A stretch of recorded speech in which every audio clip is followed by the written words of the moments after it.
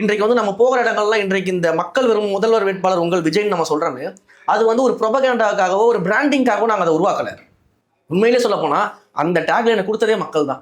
நாங்கள் போகக்கூடிய பொதுக்கூட்டங்களாக இருக்கட்டும், கொள்கை விளக்க கூட்டங்களாக இருக்கட்டும், அங்கே பேசக்கூடிய தாய்மார்கள், வயதானவர்கள், இளைஞர்கள், புதிய தலைமுறை வாக்காளர்கள், இவங்க எல்லாருமே நம்ம அண்ணன் தான் சிஎம்மா வரணும், நம்ம அண்ணன் தான் சிஎம்மா இருக்கணும், நம்ம அண்ணனை சிஎம் ஆக்கிறதுக்காக நாங்களாம் வந்து ஓட் பண்ண போறோம். ஃபர்ஸ்ட் டைம் நாங்கள் ஓட் ஐடி எடுத்திருக்கேன், முதல் ஓட்டு அண்ணனுக்கு தான் போட போறோம்.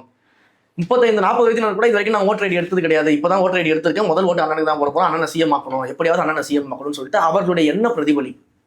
இது வந்து நம்ம திட்டமிட்டு செய்யக்கூடிய பிராண்டிங். அப்பா பிராண்டிங் கிடையாது, ஓரணியில் தமிழ்நாடு பிராண்டிங் கிடையாது, உங்களுடன் ஸ்டாலின் பிராண்டிங் கிடையாது.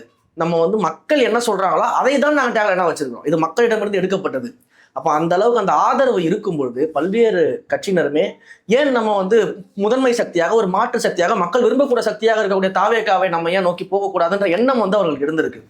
இன்னும் சில காலங்கள் நம்மளுடைய மக்கள் சந்திப்பு பயணங்கள்லாம் தொடங்க இருக்குது, மாநாடு இருக்குது, மக்கள் சந்திப்பு நிகழ்வுகள் இருக்கு. அதெல்லாம் முடிஞ்சதுக்கு அப்புறம் பல்வேறு மாற்றங்கள் கூட்டணியில் நடக்குது பாருங்க.